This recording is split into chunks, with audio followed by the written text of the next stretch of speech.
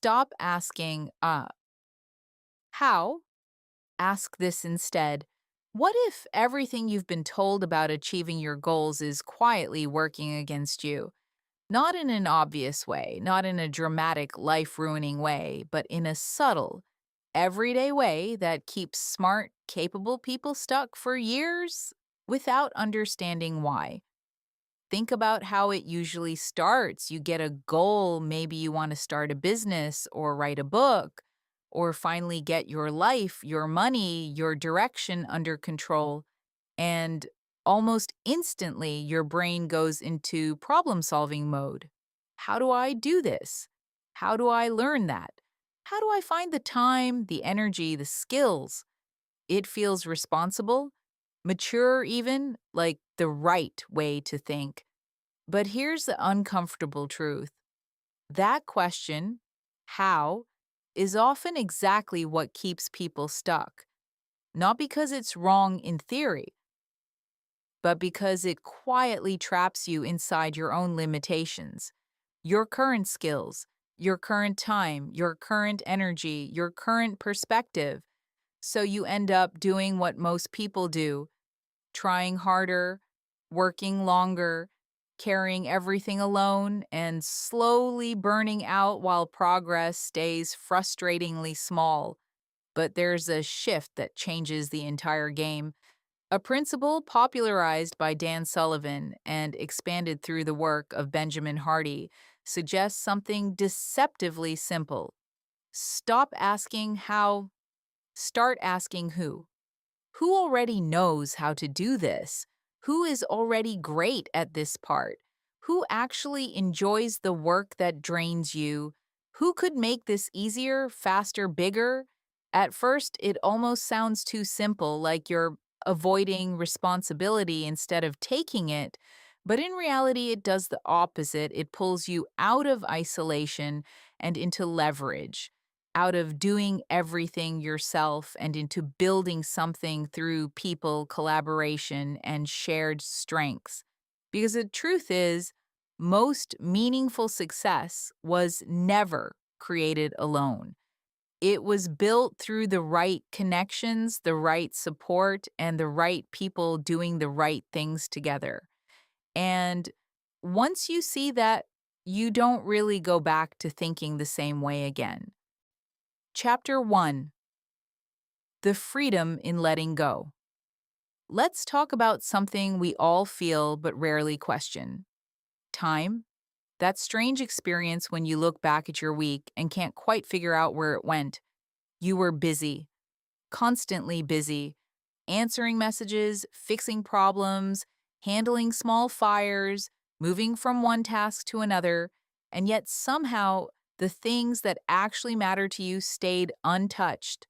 There was always later, but later never really arrives. Now, imagine someone in that exact situation. Sharon was a business owner running a successful practice. From the outside, everything looked solid. Clients were coming in, the business was growing, the reputation was strong. But behind the scenes, she was exhausted. Her days didn't belong to her anymore. They belonged to schedules, emails, admin work, and constant little interruptions that never seemed important on their own, but together consumed everything. And then there was her mother, getting older, slowing down, a lifelong baseball fan who loved the game with a kind of quiet joy that doesn't ask for much, just presence. Sharon kept telling herself she'd find time one day soon, but one day kept getting pushed further away until she realized something uncomfortable. Every hour she spent buried in tasks that didn't require her unique skill or judgment was an hour taken away from what only she could do: the thinking, the decisions, the direction, the real value she brought to her work. So she did something that felt almost counterintuitive. She stepped back.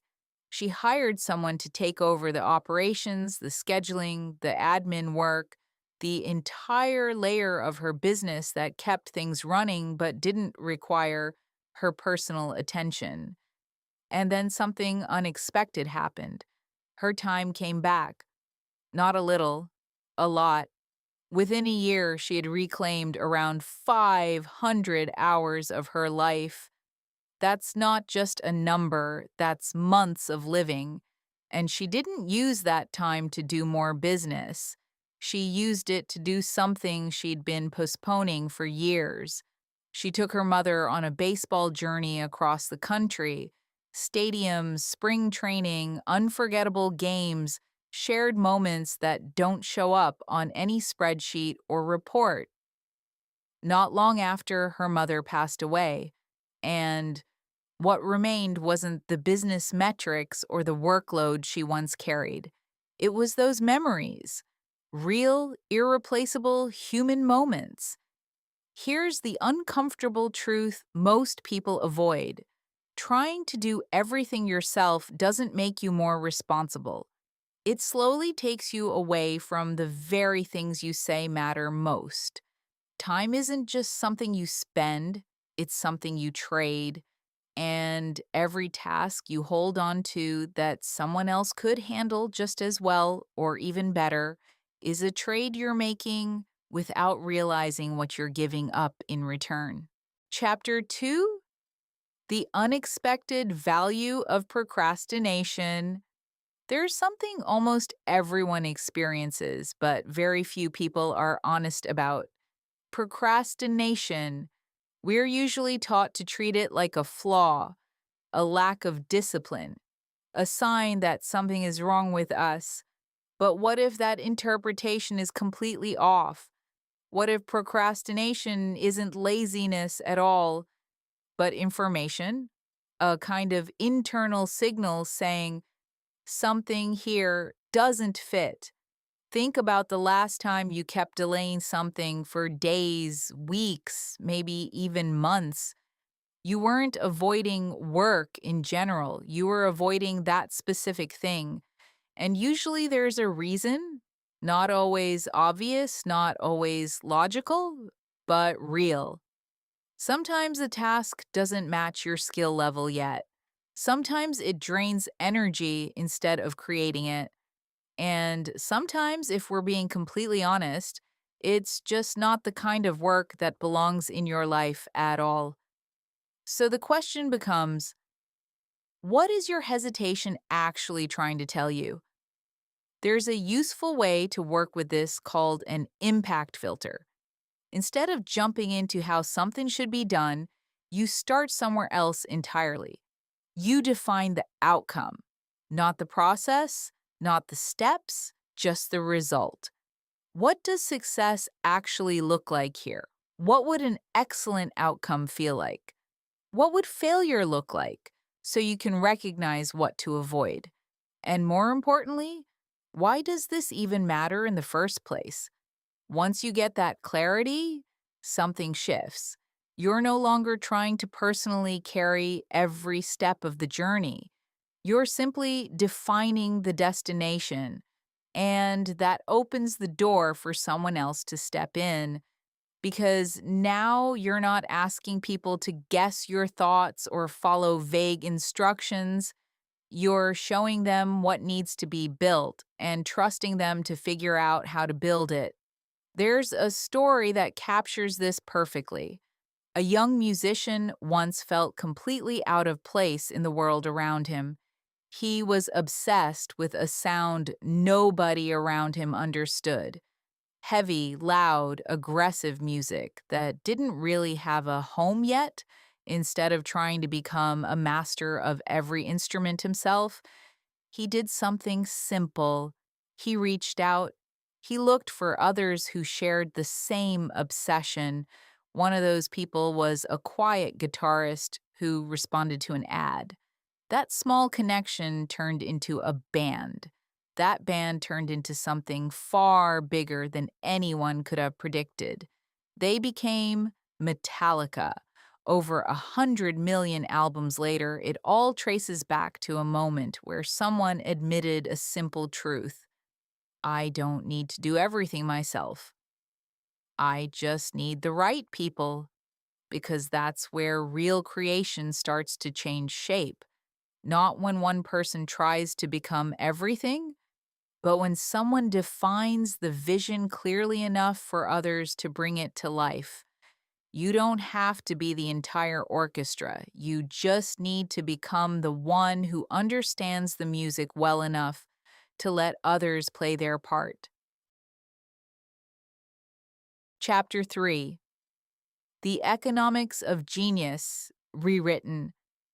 Now we have to talk about something most people misunderstand completely: money. Because this is usually where the whole idea falls apart. We're taught to see spending on help as an expense, a luxury, something you earn the right to later once you've made it. So the default mindset becomes simple: do it yourself first, save money, push through. But that assumption hides a bigger cost, one most people never calculate. There's a consultant named Dean Jackson who completely rethought this.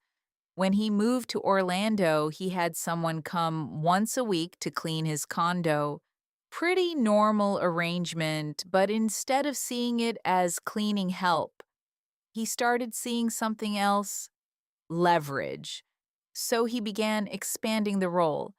Not just cleaning, but everything repetitive: laundry, groceries, small errands, the endless background tasks that quietly eat up mental space. He paid her more, but he also gave her more responsibility. She became, in a sense, his personal life manager. From the outside, it might have looked excessive, like unnecessary spending on convenience. But something important happened behind the scenes. As his daily mental load disappeared, his business didn't just improve, it accelerated, because the same brain that used to track groceries, appointments, and minor logistics suddenly had space again: space to think, space to create, space to focus on decisions that actually move the needle. And that shift changed everything, not because he worked more hours, but because his hours became more valuable. There's another example that makes this even clearer. A successful attorney named Jacob made a small but unusual decision. He stopped driving himself to work. Instead, he used ride sharing services every day. On paper, it sounded unnecessary, even indulgent. But what it really did was remove 90 minutes of daily friction: traffic, parking, constant micro decisions, and the mental tension that builds up before even arriving at work. That time wasn't the real gain. The real gain was his mind arriving intact, clear, calm, ready. While others walked into negotiations still carrying stress from the road, Jacob arrived sharp, and that difference showed up where it mattered most: in outcomes, in deals, in performance under pressure. And suddenly, what looked like a small expense started looking like something else entirely: an investment in cognitive performance. Because here's the part most people miss: your real currency isn't just money, it's attention, your ability to think clearly, to stay focused, to solve problems creatively, to make decisions that actually compound over time. And every small task you take on that doesn't require your unique thinking is a withdrawal from that account, not in dollars, but in mental energy. And unlike money, attention doesn't regenerate on demand. You don't earn more of it, you protect it, or you lose it. Chapter 4: The Network Effect. Now let's talk about something very important: people. Because this is where the who idea really becomes real. Most people think networking means collecting contacts, getting as many connections as possible, always trying to promote yourself, always trying to get something from others. But in reality, that kind of networking is exhausting, and it doesn't create strong relationships. Real connection works in a very different way. It starts with a simple shift. Instead of asking, "What can I get from this person?" you start asking, "What can I give?" There is someone named Joe Polish who is known for this approach. He once went to a charity dinner where Richard Branson was speaking. Most people in the room had one goal: to impress Branson, to pitch their ideas, to get attention, to ask for help or investment. But Joe did something different. He didn't come to take, he came prepared to give. Before the event, he studied Branson's charity work. He thought about how he could actually help, not himself, but the cause. So when he spoke to Branson, he didn't pitch anything, he didn't ask for anything. He simply shared useful ideas that could help the charity raise more money. That was it. No pressure, no agenda, just value. And that made a strong impression. Branson gave him his personal email. Over time, Joe became deeply involved with the foundation and helped raise large amounts of money. Today, he is even invited to Branson's private island, not because he asked, but because he gave first. But there is another side to this story, and it is just as important. Not every connection is good for you. Sometimes you also need to say no. There was a man named Chad who ran a wealth management company. One day, he met a potential client who had a huge amount of money, around $100 million. From the outside, it looked like a perfect opportunity, but every meeting felt wrong.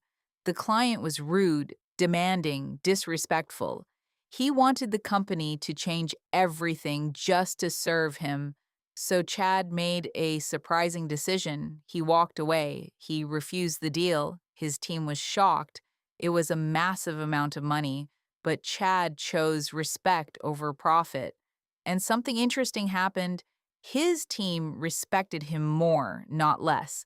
They felt protected, they trusted him, they knew he cared about people, not just numbers. And that created loyalty that money cannot buy, because your network is not about how many people you know. It is about the quality of people around you. It is about being close to people who help you grow, people who challenge your thinking, people who support you when you win and when you fail. That is what real connection looks like. Chapter 5: The Collaboration Multiplier. There is something most people don't like to admit. The idea of the lone genius is mostly a myth. We like the story of one person who sits alone, works hard, and creates something amazing from nothing. But in real life, it rarely works that way. Most big achievements are built with other people. Take J.R.R. Tolkien, the author of The Lord of the Rings. We often imagine him sitting alone, building entire worlds in his mind. But behind the scenes, he wasn't truly alone. He had C.S. Lewis. Lewis read his work first. He gave honest feedback. He encouraged him when Tolkien wanted to quit, and he pushed him to continue when things felt too difficult. That support mattered more than people realize. Now imagine what would have happened without that. Many great ideas die in isolation. Here's another story. Karen was a lawyer who wanted to write a book about her grandmother, a civil rights activist. She started slowly, trying to figure everything out on her own.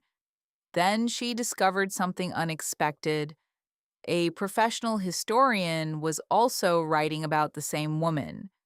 At first, Karen felt competition. She thought, "I need to finish first." But then she changed her thinking. Instead of competing, she reached out. She suggested something different: collaboration. The historian agreed, and everything changed. Now Karen was not working alone. She had a partner with research skills, structure, and academic experience. The historian gained access to family stories and personal details.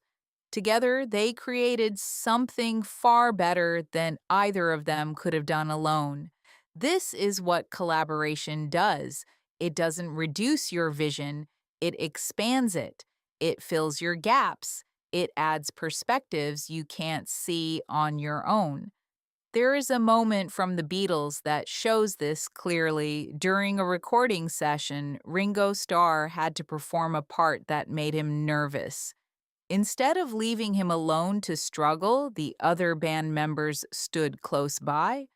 They supported him quietly. They encouraged him just by being there. He felt it, and he played better because of it.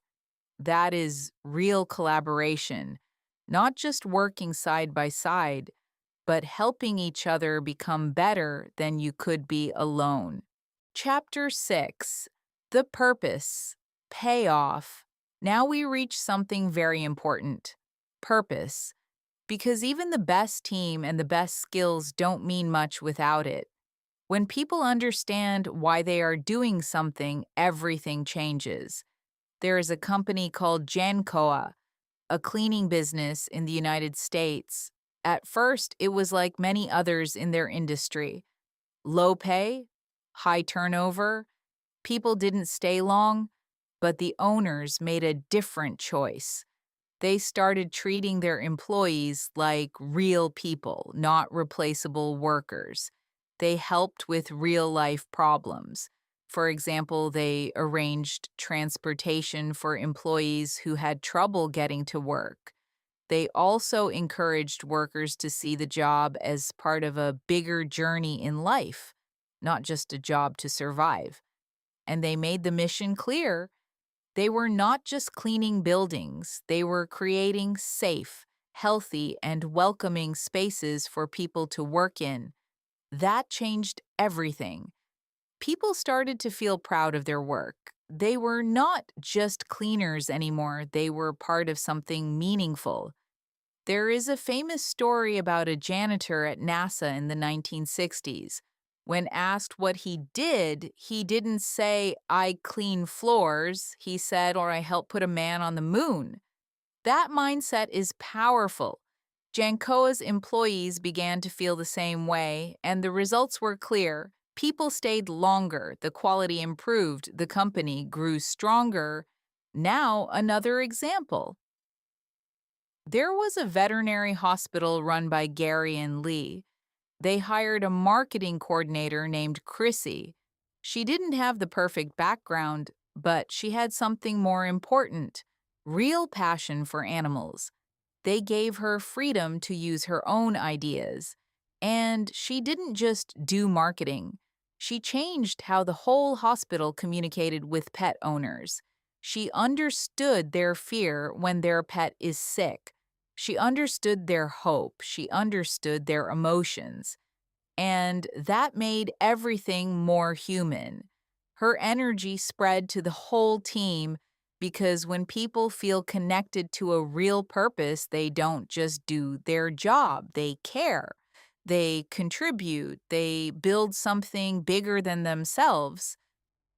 Conclusion: your who journey. So here we are at the end of this journey. But in reality, this is not an ending, it's a starting point.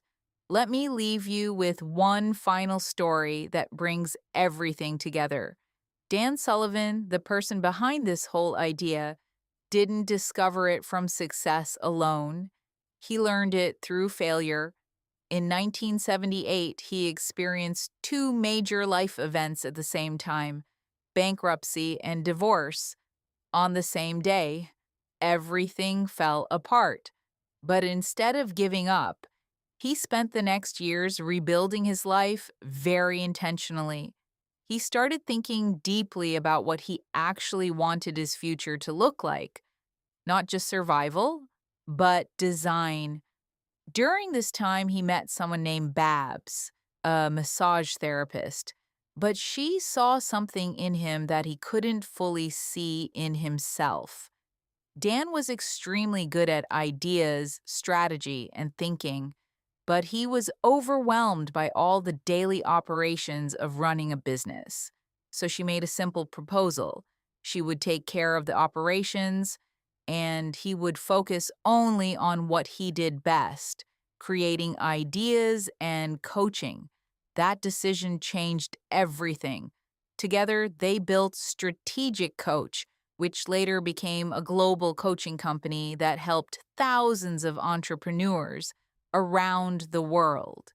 Not because Dan learned to do everything, but because he stopped trying to do everything and found the right who to support him. Now, you might think this only works for people who already have money, connections, or success, but that is not true. Think back to earlier stories. A band formed from a simple classified ad. People starting with almost nothing, but finding the right collaborators. The pattern is always the same. It's not about where you start, it's about how clearly you see what you want and whether you are willing to stop doing it all alone. Because history keeps repeating one truth: big results don't come from one person doing everything, they come from the right people doing the right things together. So the real question is not, can I do this? You probably can. The real question is, should you do this alone? And even more importantly, who do you need to bring into your journey to make it real?